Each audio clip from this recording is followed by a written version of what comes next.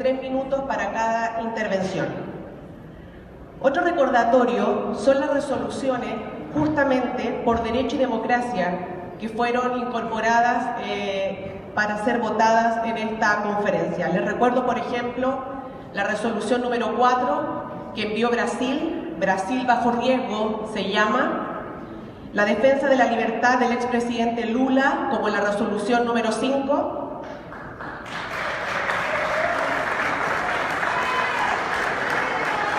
la resolución número 15, apoyo al proceso de paz en Colombia, la resolución número 16, la situación política de Perú, y como resolución de emergencia la número 3, por la paz social y política duradera en Nicaragua, y finalmente la declaración sobre la crisis en Venezuela. Les digo esto para recordarles que nuestros paneles, nuestras mesas que hoy día estamos presentando a ustedes, estas mesas temáticas, tienen que ver justamente con las resoluciones y con nuestro plan regional. Esta mesa particularmente tiene que ver con todas las resoluciones que están englobadas en la defensa de los derechos y la democracia. Pues bien, dados estos anuncios, seguimos contigo, Sandro Alex. Sandro es un dirigente importante en Brasil, es presidente de una de las mayores federaciones de trabajadores en Brasil del sector salud, y al igual que todos los trabajadores de nuestra América Latina, también están sufriendo varios ataques, sobre todo en un país que nos ha dado muestra y ha sido el peor ejemplo de ataque a los derechos laborales y violaciones en todo sentido, como es Bolsonaro. Sandro, me gustaría que nos contaras cómo ha sido la respuesta de las organizaciones sindicales a estos retrocesos que ha tenido Brasil en este tiempo y algunos ejemplos de lucha que la Asamblea le gustaría también conocer. Boa tarde, companheiras, boa tarde, companheiros. É um imenso prazer estar aqui com vocês no dia de hoje. Agradecer, sobretudo, a acolhida do povo argentino, que tem sido maravilhosa nesses dias que estamos aqui a participar da nossa conferência. É muito importante destacar que o papel da solidariedade internacional, do movimento sindical internacional ao Brasil tem sido de vital importância. Nós, no Brasil, passamos durante algum tempo por um processo de transformações intensas, transformações políticas intensas na vida da sociedade brasileira, transformações essas que saíram do quadrado da Constituição, saíram dos termos da Constituição da República Federativa do Brasil. Nós sofremos tanto quanto os outros países da América Latina e do mundo, com as ondas neoliberais dos anos 90, sendo que essas medidas eram aplicadas, medidas de desestatização, privatização do Estado brasileiro, eram aplicadas por governos eleitos pelo povo. E nos últimos anos nós temos passado por um momento que é extremamente novo, que é o momento em que as instituições já não conseguem responder e se viram contra a vontade popular. Passam a ter vida própria contra a vontade daquele e daquela que vai às urnas escolher o destino do seu país, que é o desejável. E como no Brasil o movimento sindical teve um papel importante ao longo da história, o fim da nossa última ditadura se deve, sobretudo, ao movimento sindical brasileiro. As greves do final da década de 70, dos inícios dos anos 80, que foram as greves que ajudaram a trazer o Brasil de volta a um regime democrático. Entretanto, lamentavelmente, nós temos regredido. Parece que estamos voltando no tempo. Estamos vivendo um momento de exceção. Eu acho que todos aqui conhecem, ou já ouviram falar daquele que foi eleito presidente, inominável presidente do Brasil, que lá, durante a campanha presidencial, se cunhou sobretudo pela luta das gloriosas e valorosas mulheres, o termo ele não. As mulheres do movimento sindical, dos movimentos sociais, foram às ruas e fizeram lutas maravilhosas contra a possível eleição do presidente que hoje ocupa o Palácio do Planalto no Brasil.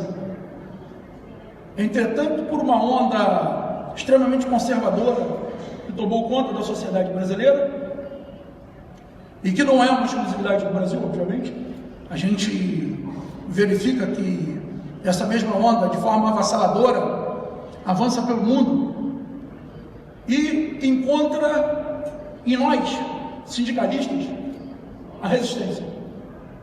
Nós somos a resistência da sociedade contra as políticas de retirada de direito do povo, sobretudo os servidores públicos, que são aqueles e aquelas que prestam serviços à sociedade, que são, sobretudo, trabalhadores de nenhum governo, a não ser de cada povo, de cada sociedade. O servidor público serve, sobretudo, ao seu povo.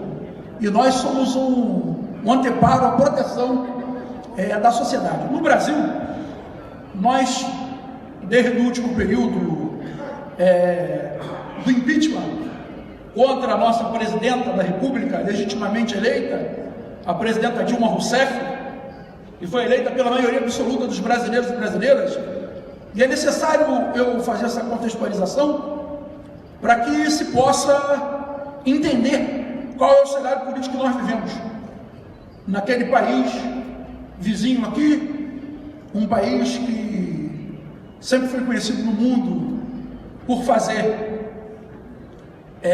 do ponto de vista institucional, uma diplomacia de não intervenção nos assuntos internos de outros países, na defesa de direitos humanos, via de regra. Nós tivemos uma total reviravolta nisso, a partir do momento que se deram o golpe e se retiraram do governo uma mulher honesta, trabalhadora, sem que tivesse cometido nenhum ato de corrupção, que foi a presidenta Dilma Rousseff, que foi vítima, sobretudo, de um machismo desenfreado que existe, pois foi a primeira mulher eleita presidenta da República de um dos maiores países do mundo e governava, sobretudo, para o seu povo de forma democrática.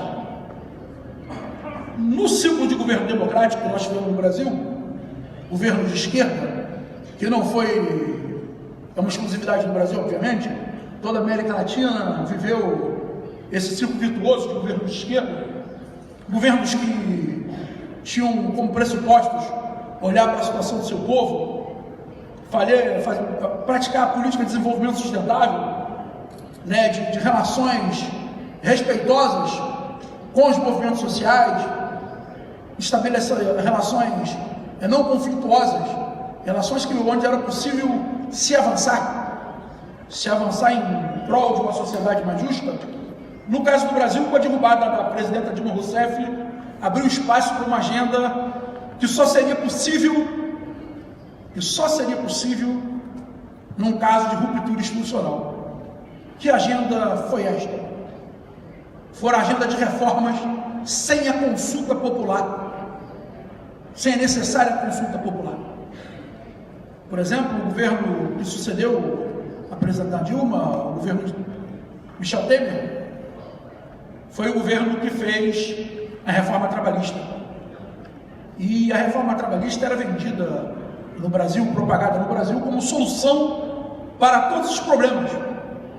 Diziam que a esquerda havia criado uma série de problemas para o país, que as reformas estruturais eram necessárias para que o país voltasse a crescer, se desenvolver.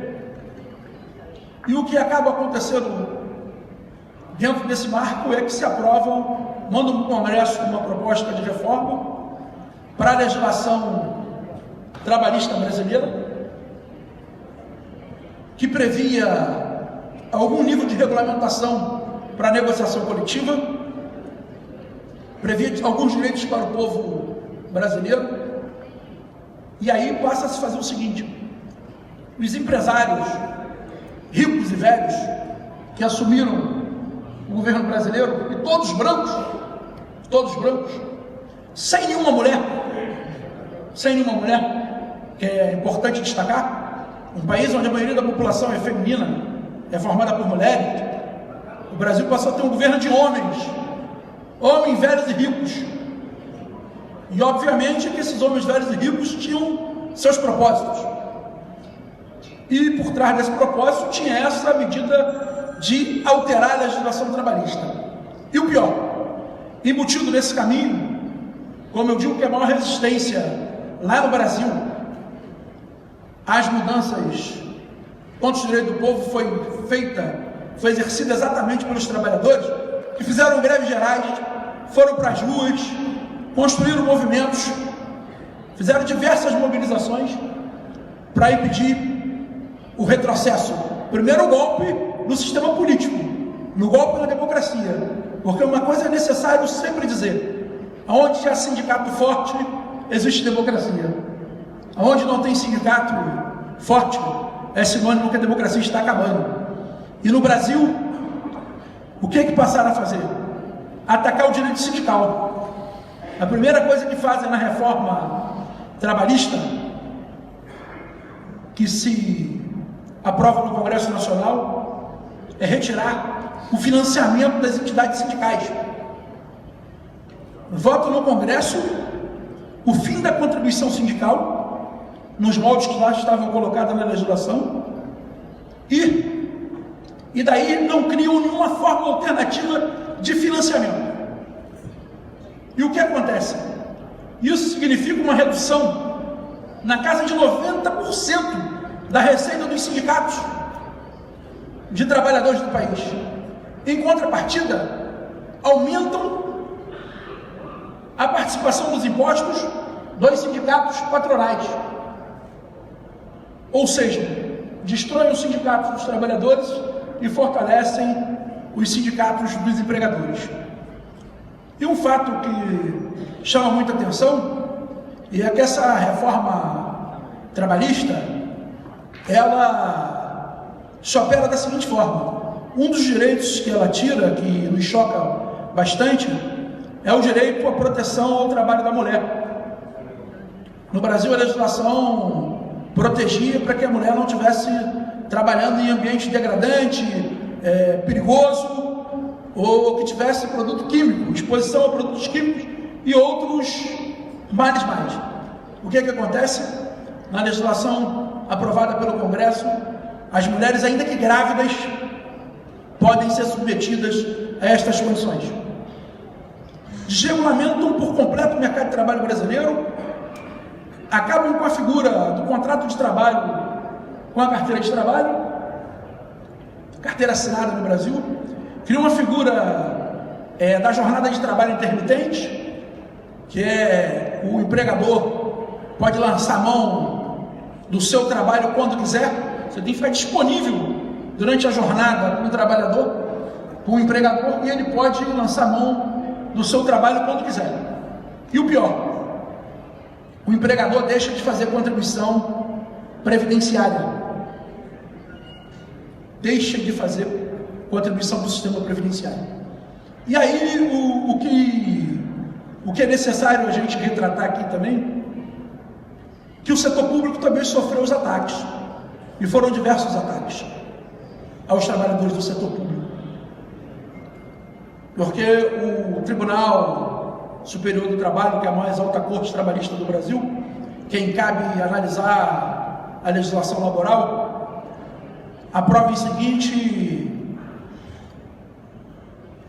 decide em seguinte por autorizar a privatização e a utilização de terceirizados em todas as áreas do serviço público, em todas as atividades do serviço público. Hoje no Brasil pode-se terceirizar qualquer atividade do Estado, por força dessas reformas. E como se não fosse pouco, esse fruto de todo essa mudança institucional que a gente, no Brasil, o movimento sindical classifica como um golpe ao sistema democrático, o que acaba por acontecer? Não se dando por satisfeito, começam a atacar também suspendem qualquer processo de negociação entre o Estado Central e os servidores públicos. Como o Estado Central do Brasil ele é muito forte, o governo federal é muito forte, ele tem uma presença muito importante em todas as regiões do país, o que acaba por acontecer é que estados e municípios seguem a mesma receita, aplicam a mesma cartilha, e começa a perseguição aos sindicatos do setor público de forma muito intensa e muito pesada.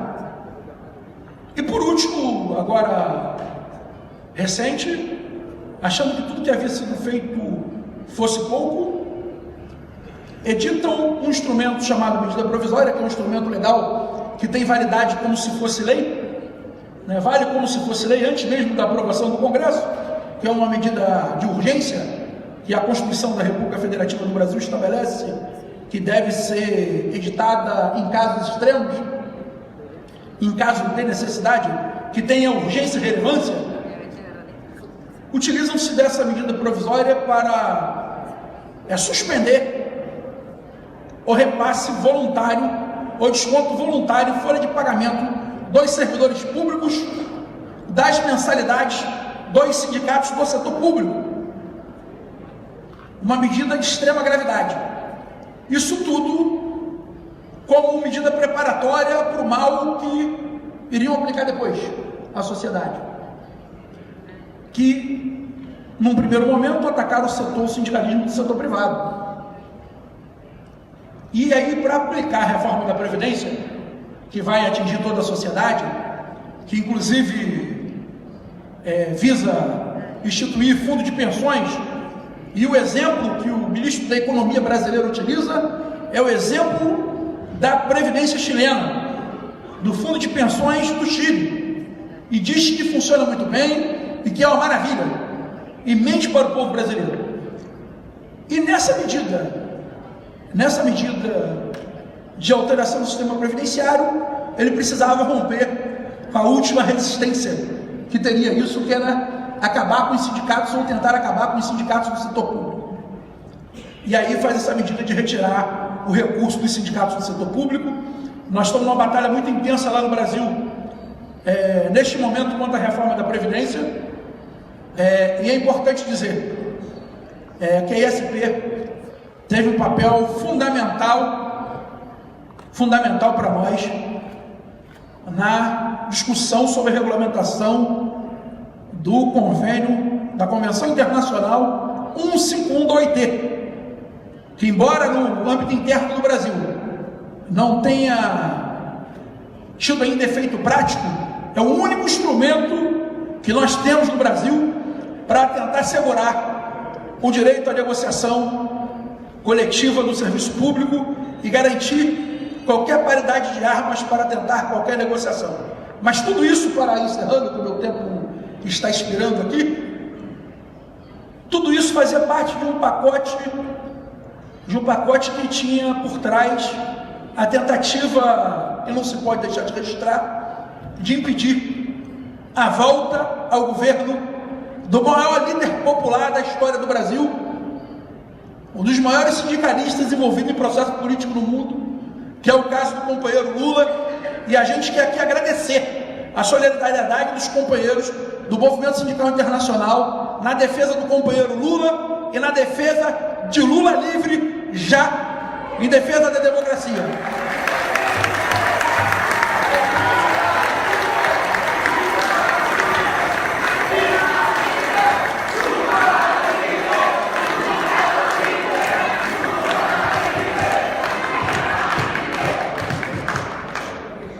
Muchas gracias, Sandro, y además agradecemos la pasión que le pone Sandro cuando nos cuenta esto. A pesar de que los compañeros están viviendo un momento difícil en Brasil, también es una situación que se extiende para el resto de la región.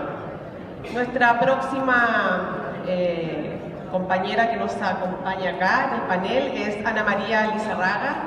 Ana María no pasa desapercibida, ¿no? Para quienes la conocen, ella es poseedora de